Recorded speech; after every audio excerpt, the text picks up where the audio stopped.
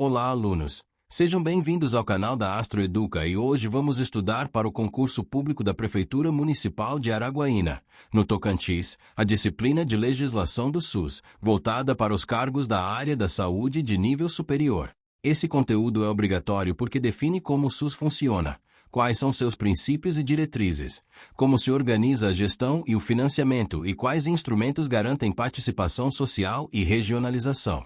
O edital pede: Constituição Federal de 1988, artigo 196 a 200, Lei 8.080, 1990, Lei 8.142, 1990, Decreto 7.508, 2011 e Lei Complementar 141, 2012. Eu vou explicar de forma direta, sempre com foco no que mais cai em prova. Constituição Federal, artes. 196 a 200. O artigo 196 traz a frase que é a base de tudo: saúde é direito de todos e dever do Estado. E esse dever é garantido por políticas sociais e econômicas que reduzam o risco de doença e de outros agravos e assegurem acesso universal e igualitário às ações e serviços para promoção, proteção e recuperação. Em prova, 3 palavras são decisivas: universalidade, igualdade e integralidade da resposta. Universalidade significa que qualquer pessoa deve poder acessar o SUS. Igualdade, ou equidade conforme interpretação contemporânea, significa que o acesso deve ser justo, sem discriminação, e que o sistema deve reduzir desigualdades. Promoção, proteção e recuperação mostram que o SUS não é só hospital. Ele envolve prevenção, vigilância, atenção básica, reabilitação e cuidados continuados. O artigo 197 afirma que ações e serviços de saúde são de relevância pública, cabendo ao poder público dispor, nos termos da lei, sobre sua regulamentação, fiscalização e controle, e que a execução pode ser feita diretamente ou por terceiros, inclusive por pessoa física ou jurídica de direito privado. Esse artigo é muito cobrado porque explica a relação público-privada. O SUS pode contratar serviços complementares, mas o Estado continua responsável por regular, fiscalizar e controlar. Relevância pública significa que o interesse coletivo é central e que a atividade é regulada. O artigo 198 estabelece as diretrizes do SUS. A banca cobra muito essas 3 diretrizes: descentralização, com direção única em cada esfera de governo, atendimento integral, com prioridade para atividades preventivas, sem prejuízo dos serviços assistenciais, e participação da comunidade. Descentralização significa que a gestão é distribuída entre União, Estados e municípios, com responsabilidade compartilhada, e não concentrada em um nível só.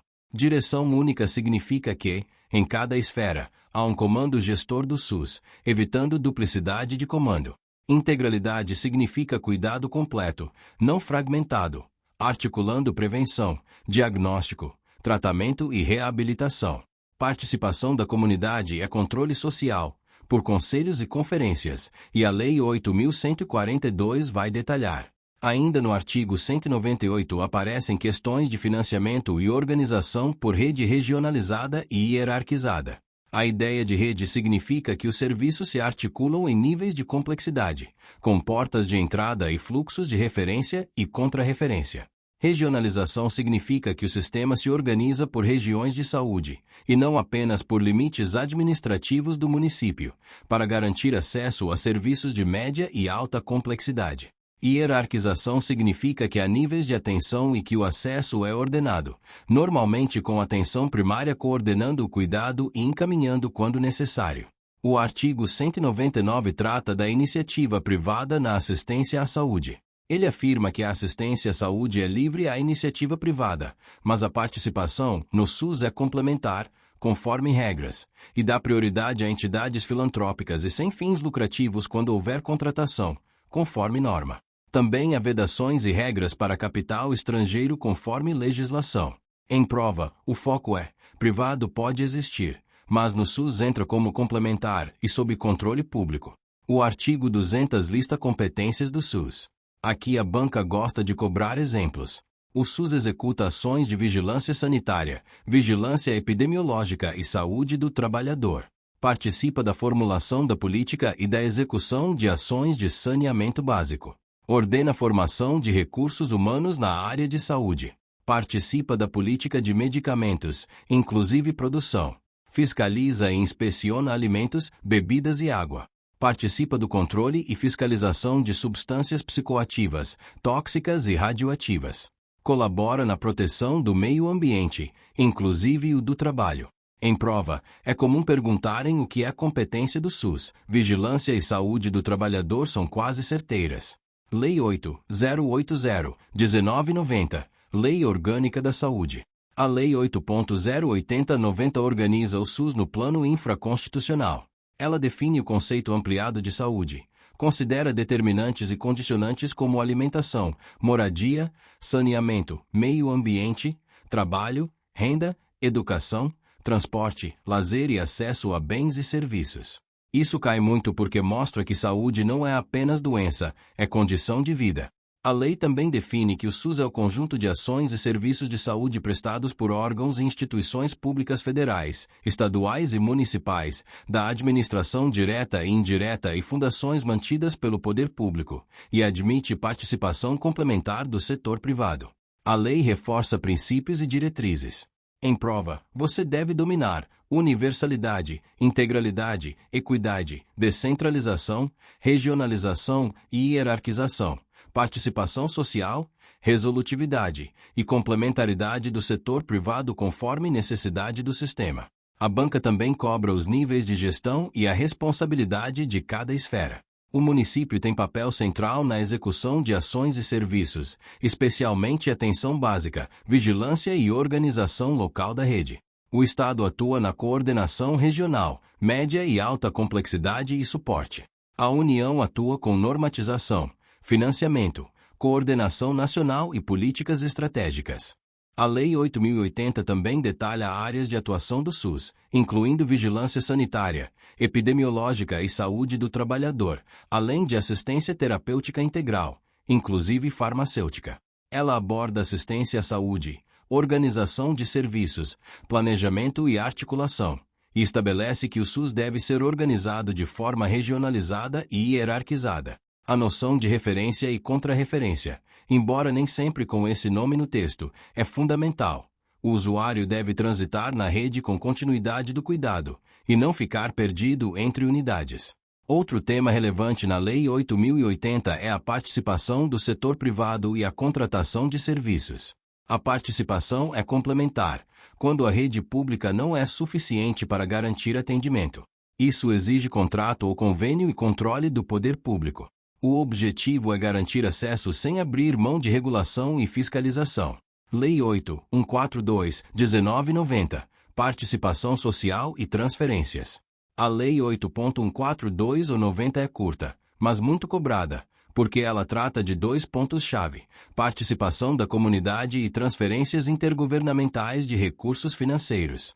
Participação da comunidade se dá por duas instâncias: conferências de saúde e conselhos de saúde. Conferência é um evento periódico que avalia a situação de saúde e propõe diretrizes para políticas. Conselho de Saúde é instância permanente e deliberativa, que atua no controle social, acompanhando execução e aprovando planos e relatórios dentro de sua competência. A banca adora cobrar. Conselho é permanente. Conferência é periódica. Conselho tem caráter deliberativo e composição paritária conforme normas, usuários, trabalhadores, gestores e prestadores, com predominância de usuários, conforme diretrizes do controle social. No tema financiamento, a lei estabelece que a transferência regular e automática de recursos entre as esferas depende de requisitos, como existência de fundo de saúde, plano de saúde, relatório de gestão, contrapartida e funcionamento do Conselho de Saúde, conforme normas e pactuações. A banca costuma cobrar que o fundo de saúde é instrumento de gestão financeira e que a transferência fundo a fundo é o modelo de repasse, com regras de transparência e controle. Decreto 7.508/2011, Organização do SUS, Regiões e Redes. O Decreto 7.508/2011 regulamenta a Lei 8.080 em pontos estratégicos e é muito cobrado porque organiza conceitos modernos: região de saúde, rede de atenção, mapa da saúde, portas de entrada, comissões intergestores e o COAP. Região de saúde é um recorte territorial contínuo. formado por um conjunto de municípios, para organizar ações e serviços, especialmente de média e alta complexidade, garantindo integralidade e acesso. A ideia é que nem todo município consegue ter tudo, então a região organiza a oferta e fluxos. O mapa da saúde é o diagnóstico da capacidade instalada e necessidades, onde estão serviços, leitos, profissionais, equipamentos e quais vazios assistenciais existem. A rede de atenção à saúde é o conjunto articulado de serviços, com pontos de atenção, sistemas de apoio e logística, para garantir continuidade do cuidado. Em prova, a noção de rede aparece como coordenação do cuidado, integração e fluxo. Portas de entrada do SUS são serviços onde o usuário acessa inicialmente a rede. O decreto reconhece como portas de entrada: atenção primária, urgência e emergência, atenção psicossocial e serviços especiais de acesso aberto, conforme a organização.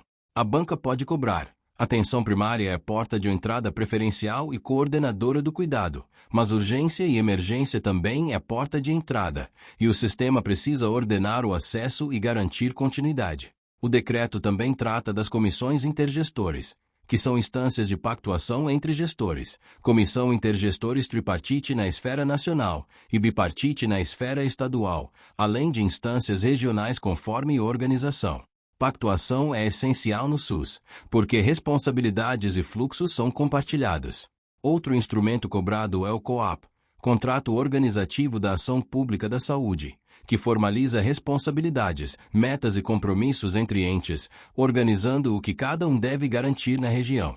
Lei Complementar 141/2012, Financiamento e Gastos em Saúde. A LC 141/2012 regula os mínimos constitucionais de aplicação em saúde, define o que pode e o que não pode ser contabilizado como ações e serviços públicos de saúde e organiza regras de fiscalização, transparência e controle do gasto. Esse tema cai muito em concursos porque envolve orçamento público e responsabilidade. A lei define percentuais mínimos. Municípios devem aplicar um percentual mínimo de sua receita em ações e serviços públicos de saúde. Estados também têm mínimo e a União segue regra específica de vinculação, conforme regime constitucional e alterações. Mesmo que a banca não cobre números exatos em todas as provas, ela costuma cobrar a lógica. Existe piso de investimento obrigatório e há regras para comprovar e prestar contas. O ponto que mais cai é o que conta como gasto em saúde e o que não conta. A LC 141 detalha que ações e serviços públicos de saúde são aqueles voltados à promoção, proteção e recuperação, com acesso universal e gratuito, e que certos gastos não podem ser contabilizados, como pagamento de aposentadorias e pensões, limpeza urbana geral, merenda escolar, obras que não estejam diretamente vinculadas a serviços de saúde, e outros itens fora do conceito. A banca costuma dar exemplos e perguntar se pode ser considerado gasto em saúde.